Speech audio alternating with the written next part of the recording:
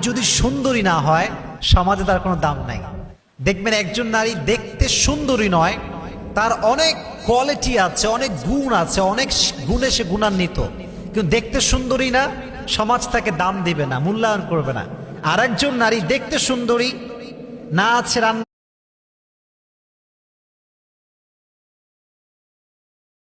রান্নার গুণ, না আছে অন্য কোনো গুণ, কিন্তু সমাজ তাকে অনেক দাম দিবে, বিকজ শি ইজ বিউটিফুল। দেখতে সুন্দরী তো সব আছে। তো মেয়েদের জীবনে সুন্দর হওয়াটা অনেক বড় একটা দামি জিনিস। এবং খেয়াল করে দেখবেন, যেই নারী সুন্দরী না, তার স্বামী তাকে ভালোই বাসতে চায় না। এটা কিন্তু বড় একটা মারাত্মক ইস্যু আমাদের বাংলাদেশে। এই জন্য যুবক ভাইয়েরা, নারীর সৌন্দর্যের চাইতে তার গুণটা বড় দামি। তাহলে আজ থেকে আমরা সৌন্দর্যকে বেশি দাম দিব না গুণকে বেশি দাম দিব? সৌন্দর্য না গুণ? জোরে বলেন। আল্লাহ আমাদের সবাইকে গুণ দেখে মানুষকে ভালোবাসার তৌফিক দান করুন, সকলেই পড়া আমিন। তবে প্রিয় ভাইয়েরা, আসলে বউ থাকলেও মানুষ পরকীয়া কেন করে? এর একটা বেসিক রিজন আছে। আমার চোখে চোখ রেখে একদম মনোযোগ দিয়ে কথাগুলো শুনবেন। শুধুমাত্র বউ থাকলেই হবে না, বউয়ের প্রতি একটা ভালোবাসা এবং আসক্তি থাকতে হবে। যে পুরুষ তার স্ত্রীর প্রতি আসক্ত হতে পারে, সে কখনো পরকীয়ায় লিপ্ত হতে পারে না।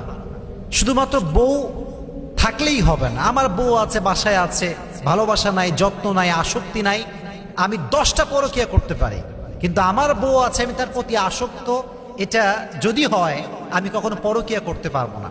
এজন্য প্রিয় ভাইয়েরা, বউকে রসুলের সুন্নাহ অনুযায়ী মন থেকে ভালোবাসার দরকারটা আছে না নাই? আল্লাহ আমাদের সবাইকে পরকীয়ার থেকে হেফাজত করুক, সকলেই পড়া আমিন। আচ্ছা, আরেকটা বিষয়, নারীদের ক্ষেত্রে আমি একটা কথা সবসময় বলি, যে নারীর সৌন্দর্য আসলে কোথায়? আমি মনে করি সৌন্দর্যের সবচাইতে বড় ডেফিনেশন বা সংজ্ঞা হচ্ছে মানসিক প্রশান্তি। আপনি যাকে দেখে মানসিক প্রশান্তি খুঁজে পাবেন, সে হচ্ছে আপনার কাছে সবচাইতে সুন্দর মানুষ।